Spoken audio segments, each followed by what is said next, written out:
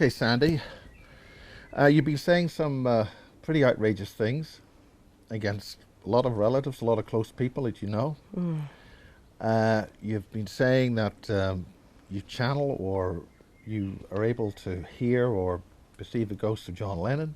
Mm-hmm. Some people say you're raving nuts. Absolutely. What do you say about that?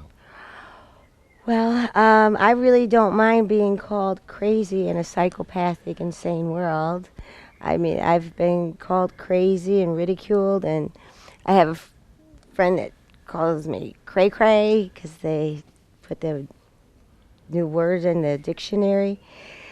And even my sister, when I shared what my revelations were, said, "Oh yeah, you little Sandy Bergen from Utica, Michigan.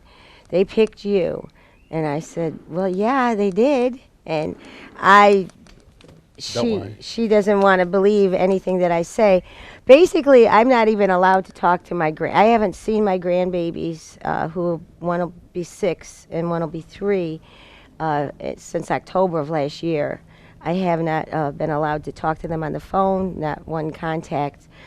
And I had a text from their dad, from the grandbaby's dad, and he told me he actually is one of the few that told me he's a Mason.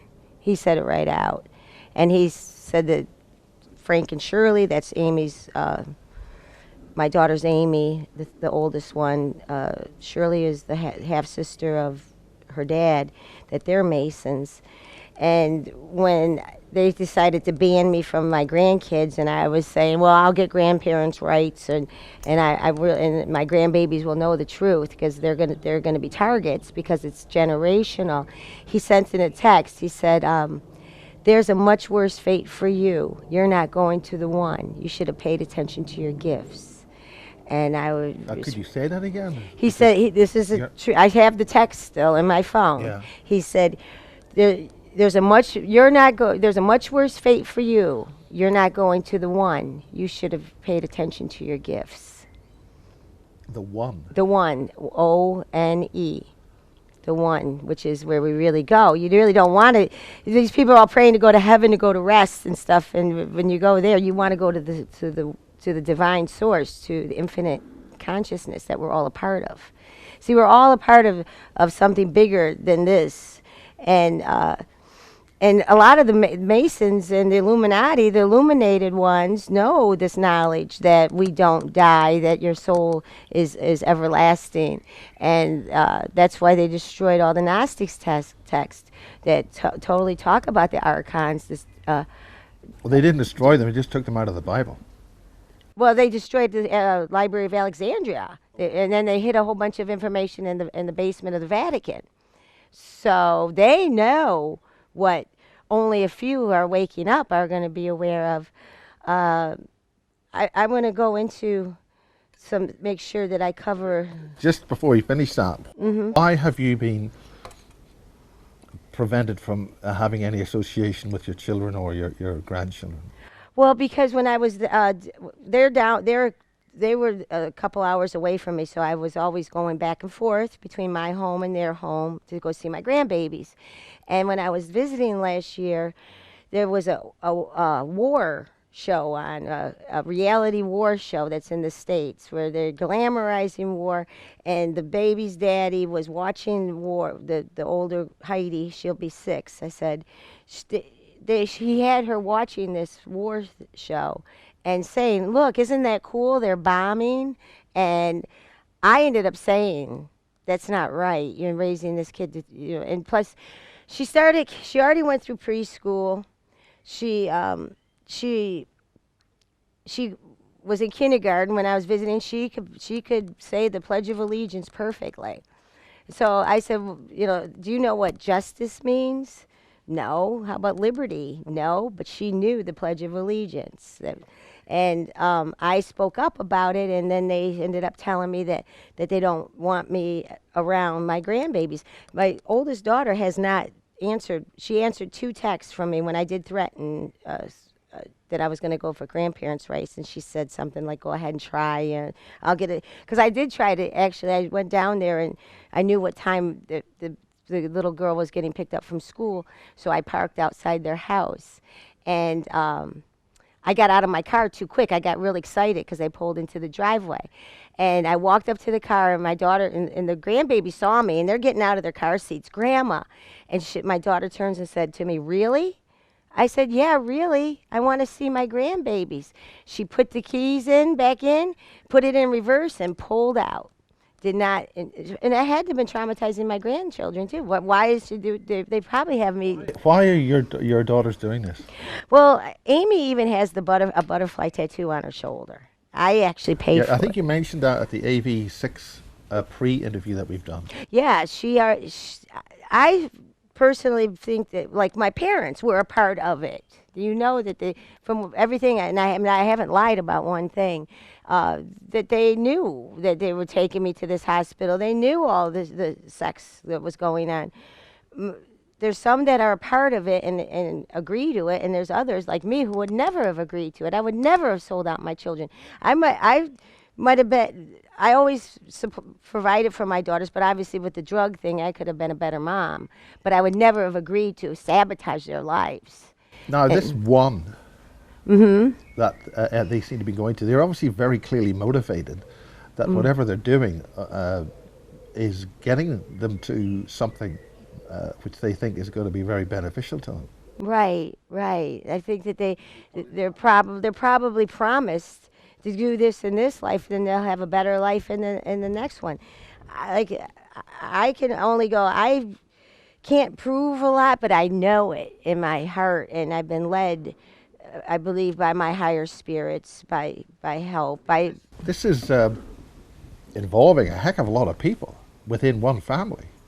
Oh yeah. Oh yeah. Yeah. I mean, I called my cousin Rich, who was the father to my cousin that I have had all that sex with as a child, and I said, Richard, I said, I was under your care, and you and Sharon never once interrupted all of those sexual activities that went on night after night after night. And I said, I think that there's a bunch of Masons in the Bergens, and he didn't say yes and he didn't say no. I also called my cousin Diane, who I had told you she's a couple years younger than me. We had played that ghost game, us three. And I told her I believe that our family is Masons, and she didn't say yes and didn't say no, but she did tell me, she goes, "Sandy, if you go out and speak about this, the whole family's going to hate you." I said, "Do you think I care? Do you think I care if they hate me? They obviously already hated me, didn't care about my life to put me through all of that trauma." So I'm prepared for a lot of flack, but there's nothing gives me greater pleasure than to let my grandbabies know that I did speak out about it, to maybe be able to leave something. I would hope to get my book written. I would like this to be able to save this video for them, so they know they can have a heads up. Because I had nothing. I had no information. I was deliberately blinded to Masons. I mean, I never even noticed the Mason lodges until a couple years ago, and then I started reading books on it and reading about the Illuminati and finding out it was created in 1770, right when the United States was 1776, and then they went underground a year later. Adam Weishaupt I mean, some founded people it. are saying that the Illuminati don't exist. That particular brand all died out. There's no Project Monarch. It's all fiction. No, it's It's not. all delusion. It I is mean, not. we're not saying this is Project Monarch. We're just saying that you're having these experiences, and some people call it the Monarch. Exactly. Like I said, You were a mule.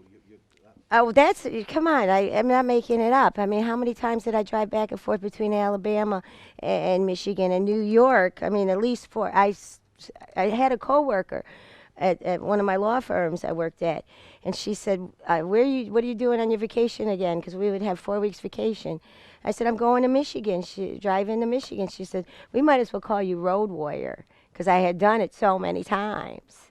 And I never put it together until December 2012 when I kept getting led. And the spirits actually, when I would take walks on my property and meditate, and they were like, "Write it down. It really helps." And then I find Kathy O'Brien, who totally says that to be able to get through the trauma, to write it down. and you write down the experiences. Have you been able to speak with her? I have emailed her and Mark. She has Mark. See, I've kind of was like, boy, Kathy, you have Mark Phillips. You had somebody. I've been going through this all by myself. I have no comrade, no ally. Um, and she had Mark to help her, where I've been basically doing this all by myself, and then being sabotaged by these, like my last boyfriend handler, kept denying it all. He would not help me. If I was listening to a insightful video, he would make me put headphones on because he didn't want to hear it. And he was like the devil's advocate for me instead of helping me, you know. And when I started realizing all these things, and telling him, you know, oh my God, I masturbated with a dog. I mean, what kind of a person was I? And he was not supportive at all, realizing. And I went and sought my own help. I found a really good ritual abuse specialist who helped me through sessions. I would drive 2 hours to his place, and we would sit for hours there, and we would break through. And I remember breaking through the second grade incident with almost having anal sex at second grade and being disappointed. And I said, and I heard my voice, and I was back to the little girl voice, and I was like, I was just a little girl. And you know how hard this has been? There's times that I have sat and prayed and just so many tears, and said, please take me out. Please, I can't do this. I can't, but I'm still here, and I met you. And What brought you to England? I mean, we're in an English. the AV6 conference. And it all worked out synchronicity. But what? I mean, there's lots of conferences. Why AV6? What made that the one that brought you the whole way across the Atlantic? Well, when I started going to different websites, like Zen Gardener is awesome. That's where I found the Max Egan had his little plug for it, video about the AV6, and I saw the speakers. And especially I love Zen, so I said, this is the one I want to go to. Let me see if I can make it happen. And I had put my property up for sale, and boom, I ended up getting a buyer after 6 months, closed on it. I said, okay, I'm going to close it. I'm signing April 30th. I have till May 14th to get rid of everything, get out of the house, and I could be on my. And so by May 12th, I cleared out my house, was on a flight to England on May 14th. It's a bit more civilized than here. You sort of get a handover and you got about 30 seconds of an actual crisscross, but it might take you about a year to get that far. And I I came here and I talked to people, and I was so glad to be able to meet Ken O'Keefe, because he speaks so candid, so truthfully against the military and the government, and it's just, I was led to go. I had a huge sale and sold everything in my house. I only have totes in my van right now. I have no idea where I'm settling, and I told people I'm going to. They're like, "Where are you moving to?" I said, "I have no idea. I'm going to England for a conference, and I'm going to stay another week and wing it." And they're like, "By yourself?" And I'm like, "Yeah, I can do this." And it's turned out to be exactly what I needed, and I'm sure I'll be attending other conferences and maybe speak a couple places. And the most important thing for me is not any fame or glory. It's just to reveal this nefarious crime, and that gives me the most pleasure. And I have to be confident that if I got through it, even though they're not going to admit my grandchildren are part of it, they will get through it. The funny thing is with my granddaughter, I was at her preschool graduation, and all the kids were lined up, and they were singing a song, and I noticed her start fiddling with her shirt, and she pulled it down, and I was like, no, and the mom and dad, my daughter, and they acted like it didn't happen. What would trigger her to do that? Or we went to swimming that afternoon, and my daughter said, you know, when you went to go get lunch, Heidi decided to pull her suit down and was just standing there. And before we got our suits on that morning, she was trying to peek on me, and I told her, no. She goes, let me see your boobs, Grandma. And I said, no, these are my boobs, you know, and don't you show your boobs to anybody. She said, I'm gonna show them to everybody. And I was just thinking, there's got to be something going on. Plus, she would come out of the bathroom, and she thought it was funny, and I'm thinking maybe she already knows. She would come out of the bath, and she would run through the house naked, and then bend over and spread her cheeks. It's not normal children's behavior. I never. She'll be 6 in November, November 12th. Yeah, and I'm not making it up. I think that I even did share that with the one sister that still talk to me. She won't talk to me anymore, and she says she's got to be learning that. She has to be learning that. And I'm like, look at what they did to me, and I don't know. You've got a couple of tattoos on this side, which the camera can't see. This is my angel. Yeah, yeah. And I told you the first one was Jesus. This is my daughter Amy and her boyfriend Bruce. They never got married. November the 18th.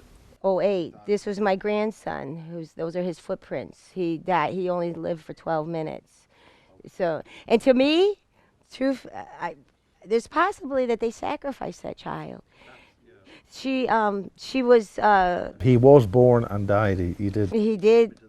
Yes, he did. And I've actually had contact with him. And I was shocked because I wasn't thinking about him at all. I was laying in bed, and I could, when I know this, you just know who they are. And it was my little grandson.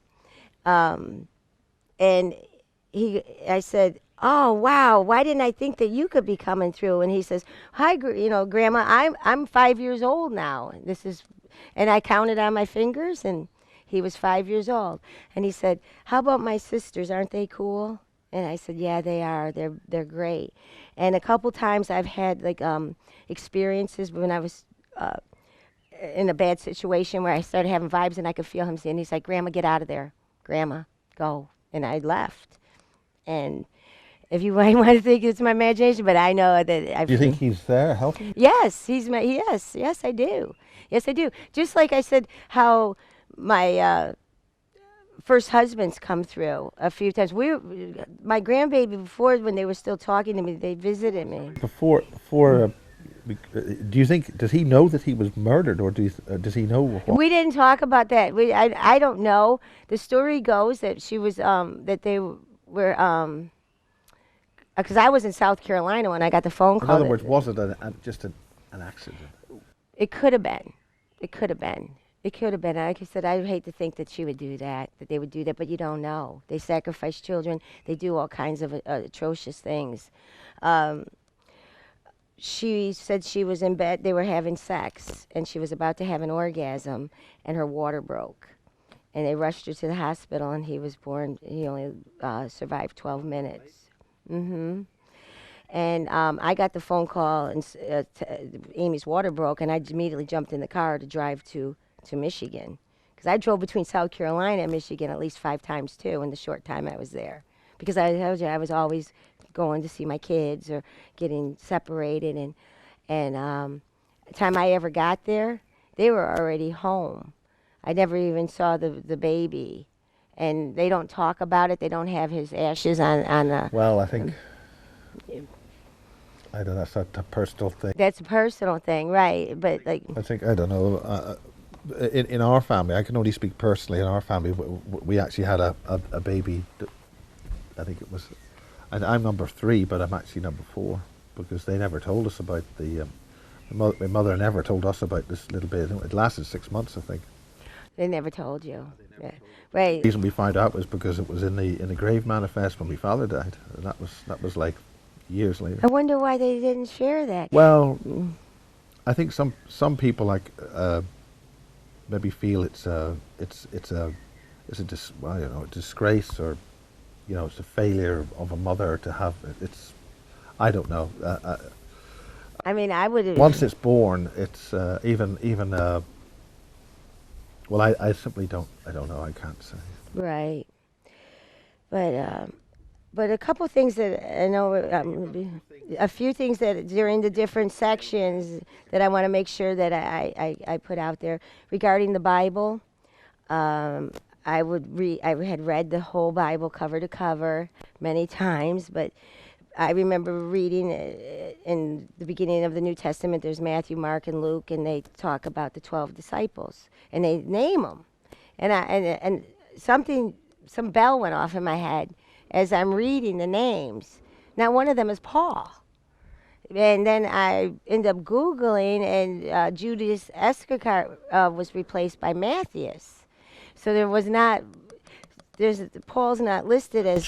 Judas Iscariot, Is, who betrayed Jesus. yes, he betrayed Jesus. He was replaced by Matthias.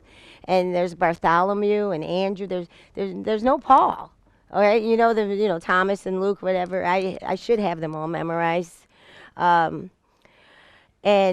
at the very end of Revelations, they describe the new earth and the new heaven, and there's going to be 12 gates and 12 foundations.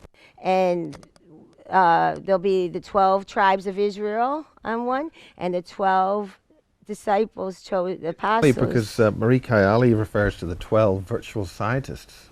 Oh, 12 is a huge number. It's a very spiritual number. And it says that the 12 apostles chosen by the Lamb will be on. What is the Lamb? I'm not. The Lamb is Jesus. It's Yahushua. I call him Yahushua. I'm going to get into that. When I was reading the Bible, I kept seeing, and they will know my name, and glory in my name, and there's honor in my name. And even Yahushua in the New Testament said, and I gave them your name. So I was like, well, what's your name? It can't be God. That's just a general deity word.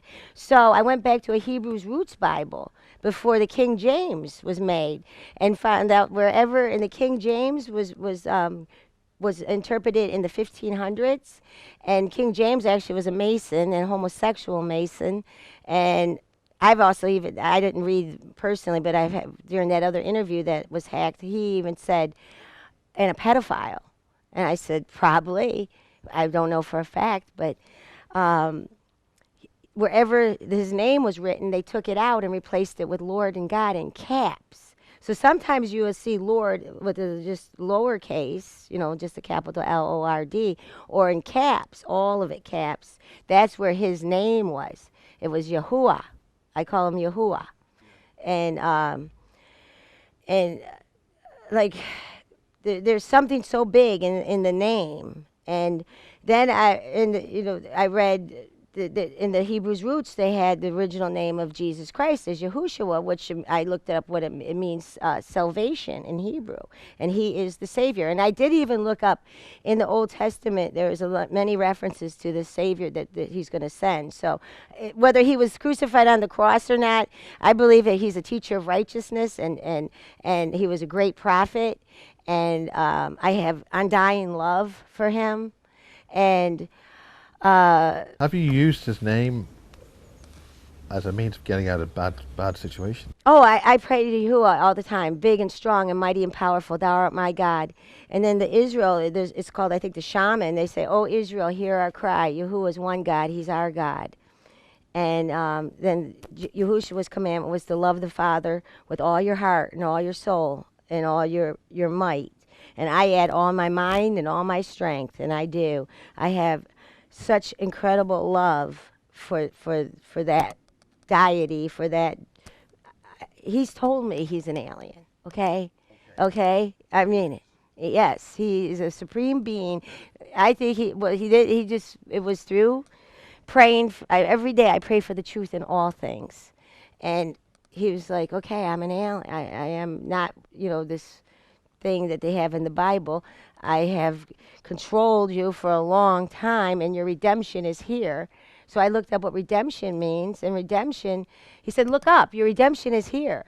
And a redemption means completing a contract or taking control of something again, because I want my soul back. I don't want to go to Zion and to heaven. I mean, I've been there, and it's a lie. They treat women horribly. The concubine. Right, you've been to Israel. Oh, I mean in other lives, in between lives. I've been to Zion, I think. That Zion is, Zion is the word for the heaven of the Lord's people in the Bible. It's called Zion.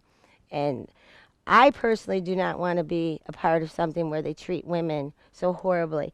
There's so much scripture where I read where and they threw women out. They took a couple women and threw them out to keep to keep the bad men pacified. And then they raped this woman so hard that she was left on the steps on the front porch. And of course, one of the God's people opened the door, and there she was dead. And of course, he rent his clothes and put ashes on and was very depressed. But they don't care. And the story of Lot, which was Sodom and Gomorrah, where they nuked it. They nuked it. That you can tell from reading it. The angels went to Abraham first, and then Abraham said, "Will you please go there? Before you do it, get my nephew out. Get my nephew and his family out." So they went there, and all the people in there were so evil. They were knocking on the door, saying, "Bring those men out. We want to have sex with them. We want these angels, because that's what they like to attack the good people." So Lot said, "Here's two of my daughters who've never known a man. Take them." Yeah. Yeah, I mean, a good and righteous person is going to just give up his daughters, and it's in the Bible about, they give up their children, or they'll burn them to Moloch in the fire, and I don't want to be a part of that. I want to be nurtured and loved. The American Indian way is really the best, the most spiritual, and I believe I've had memories of a beautiful father who taught me respect and nurtured me and wisdom and living with the planet. And he told me that they called me Little Flower. Who knows? Little Flower. That's almost a Chinese name. Mm-hmm. Yes, and I've gone to a couple sweat lodges, and I found it wonderful. Had really great spiritual. Okay, well. Yeah. Okay, so we did the Paul. In the Revelations also, it says 144,000 is the sum of man.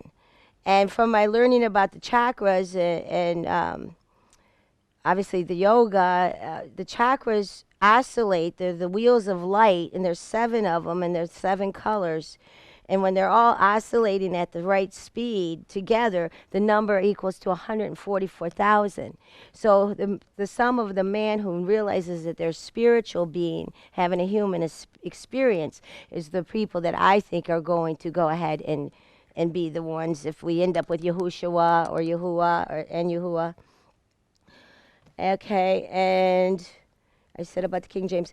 And then there's another profound scripture for me that, because Malachi, the last book of the Old Testament, in 3:6, he says, "I am Yahuwah." It's God in the King James in caps. "I am Yahuwah. I do not change."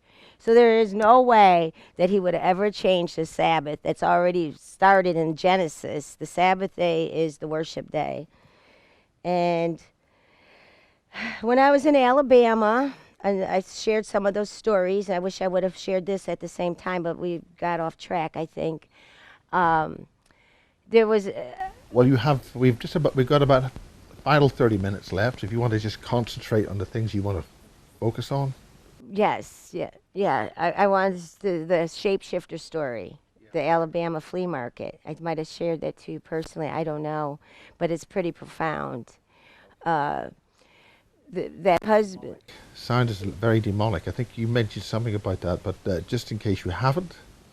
I don't think I mentioned the shape-shifting in the flea market. That's to say a jinn. A jinn, yes. I had gone to the flea market a couple times, and I kind of like flea markets because I think there's really great deals. And so my husband said, "Tomorrow we're going to the flea market." By 4th, the Alabama, yeah.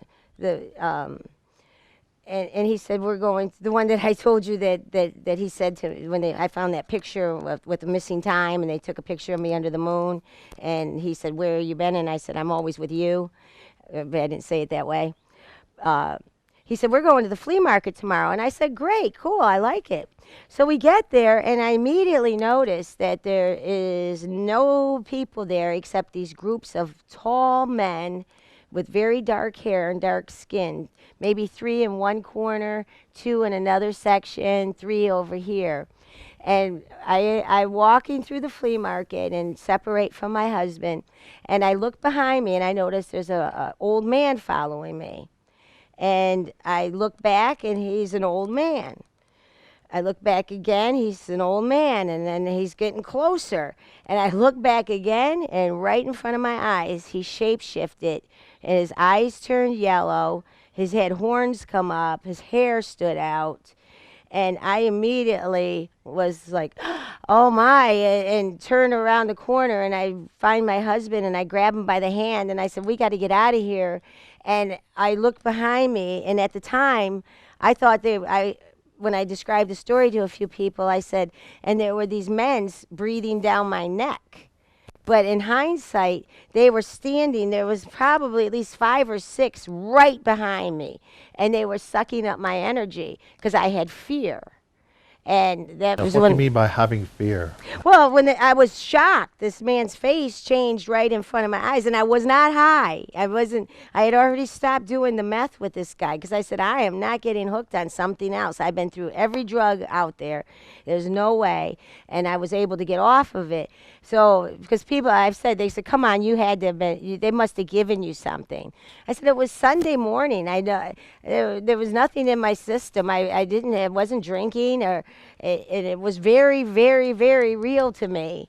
And like I said, those men were just right close to me, sucking up my energy. And the things that went on in Alabama were just ridiculous. And I saw it he was on some website, and he was like, out yonder and acted really like sort of like a hillbilly, they call him in the States. But actually, he was really very, very, very smart. And I saw in there that he could speak Armenian. Yeah, and he was always tinkering with stuff. And like I said, I saw the formulas in his house. They're very deceitful. You have to remember that we've been betrayed by the masters of deceit. And they're going to put out, they're, so a lot of times I'll say the whole world's a stage and there's all actors and actresses on it. And that's what I feel like, because I've had so many people pretend and lie to me and cheat me and steal from me and hurt me, that I can only think that this is how the rest of my life is going to be, and It just doesn't have to be that way if you can wish the better way. right, and and to take power to do spiritual war prayer, to keep the malevolent beings away, and to realize that I have been personally attacked, and because I do love Yahuwah so much and Yahushua, that of course they're going to come after me, and I feel like I've been through this. I'm sure in other lives, if they told me I could not worship on the Sabbath, you must go on Sunday or we'll kill you, I probably was killed, because that's how strongly I always have felt for my love for them. And yet I got to realize that it's mind control. And try. There's an REM song called Losing Your Religion, and I did lose my religion, but I did not lose any spirituality. And I still do. I've had to dig in the Bible, but there's a lot of good stuff in there. Finding out, that's another thing is he told me, he goes, you have to dig in the Bible. It's been changed. And I end up Googling how many errors are in the New Testament and the Old Testament, and there was thousands. There's thousands. And so it shouldn't be this hard, is how I keep saying. You're betrayed by your government. You're betrayed by the education system. You're betrayed by your church, your family. How can you even really feel like this has been a very worthwhile life, except for me to be still here to try to make a difference with what I've been through? And that's my goal. Is for, if I have 5 years, 10 years, whatever years it is, I will not stop sharing this information. And that's really important to me. And I said to Malachi, and there was another story of my childhood. I had to have been 6 or 7, and I'm wandering down the street, and this Betty Street was its name, and the Millette boys call me in. lure me into the garage. They're much older than me. They were neighborhood kids, Donnie and Tommy Millette. How Yeah. old, what, are they old or what? They were like Donnie is probably 5 years older than me, and Tommy, I don't know. Anyways, I remember them putting me on a table in the garage. And the next memory, and I've never lost this, was me walking down the driveway. So what happened in between? And I've had lots of memory losses and flashbacks of when my first husband and I got separated, and I remember sitting in the car and seeing men like the men in black, the glasses and suits in the window, and then I lost 4 or 5 hours and ended up driving home at like 4 or 5 o'clock in the morning. Not More about that? I'm sorry. Explain more. It's hard to explain because it was we had gone to a restaurant to eat. I went to the car to wait for him. I remember because they have a way to erase your memory, but through these flashbacks, I have a memory of men at the window looking in at me, and then I remember waking up in the car. My husband was gone, and I drove home without him, and it was just sort of like something that I could never explain, but you always just kind of block it out. You just, when it happened, that's why so many abductions and stuff, they don't have memory of it right away. I think that they do something to your mind. And in that AV6 little filming we did, I think I remember telling you that I actually saw grays in my house. I was laying in bed by myself because I've been living almost a year now. I have not lived with a man. I always had a man in my life. And I was laying there very relaxed, and I could could feel them come, and I said, they're here. It's the first thing I said. And two grays got at my foot by my feet, and one got on my chest. And I remember feeling, because I haven't had fear in a few years, because I know that I can't have that. But I felt very helpless because they paralyzed me. You can't move. And he stuck something right at my temple, and then they were gone. They were gone. Now, can you give any more information about what that looked like? What did they stick in your temple? It seemed like a gadget. I don't know. And I remember this sounds crazy, but I was like, zzz, they zapped right. He did something right to my head, and I went like that. And I'm not making it up. It happened. This was in December of last year. And then right after that, these guys... Which is about 6 months ago. Yep, that would have been about 6 months ago. We're recording in May of 2015. Yep. And, of course, I've had people call me an alien seeing bitch. Now, could you enlighten us on that? Well, all right, after that happened, I had a horrible incident. I had these... Because I started realizing that most of these guys are predators. Because this guy, Rob, who was a country... See, Ray in Alabama, I told you about the country, the survey that I listened to. And then I fell in love with him. Well, he could play the guitar. He sang country songs. And I was just so in love with him. Well, this guy, Rob, who totally reminded me of him, was playing country songs, writing me songs, telling me he's in love with me after knowing me only 4 days. And I was like, Rob, listen, I'm never going to be with you. I'm not attracted to you. Just forget about it. Well, it turns out what he did is I didn't realize that I had stopped being a friend with him, and then I was talked into helping him again. And you mean stop being a friend on... No. I mean, he was living in my neighborhood, and he was calling me every single day, and I ended up blocking his number because I had a feeling that there was something wrong with him, that he's a predator. And then I had a mutual friend of his contact me. Intuition about him. Oh, that based on all the experiences, all the other men you talked about. Oh, that he was a psychopathic liar, and he was making up stuff. That he works for this for whatever is against me. And I found out that he already told his other neighbors, this landlord of his, that I had sex with him, and I blew up his phone afterwards, and I offered to move him in my house, and it was nothing further from the truth.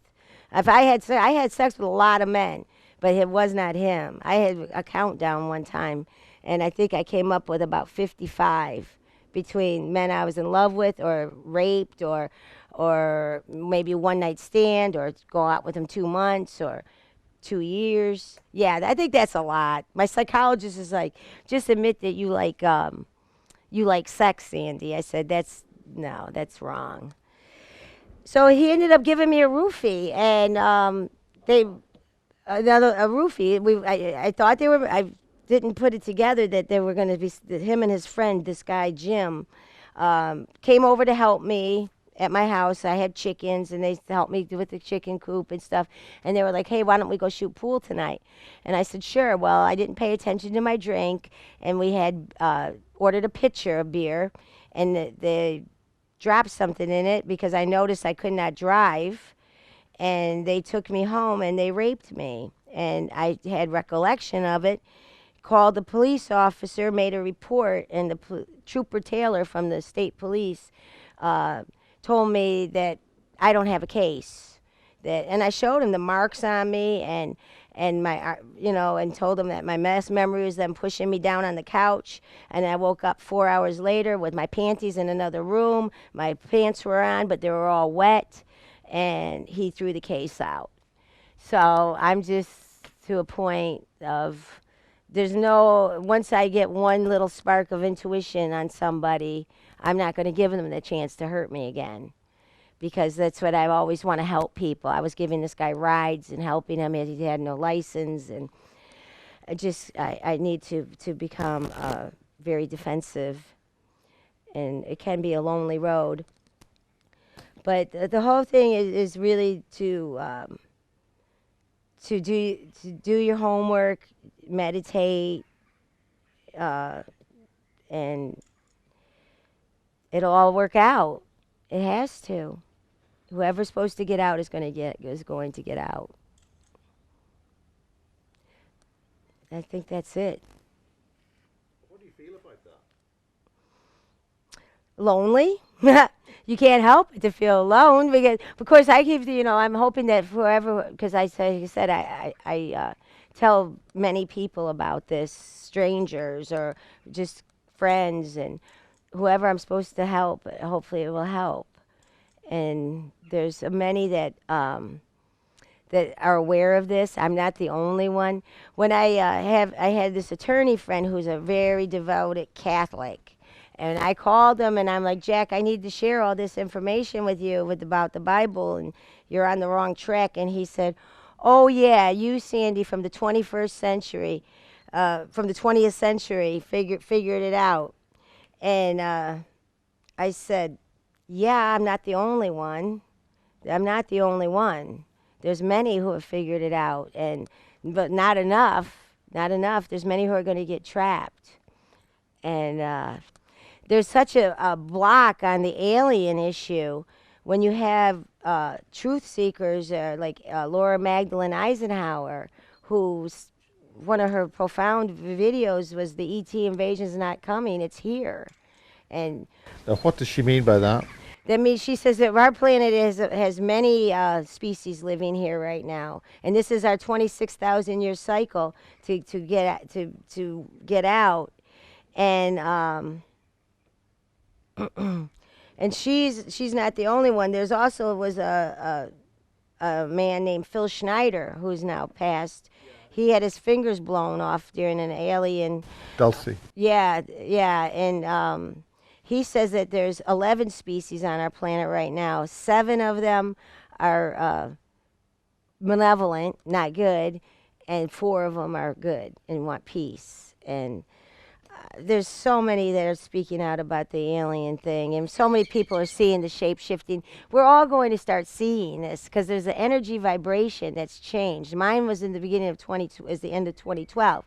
I'm hearing that it's going to go to 2017, and then whoever is not going to wake up by that time, and then I have 2025 in my interpretation that this when the big depopulation is going to happen.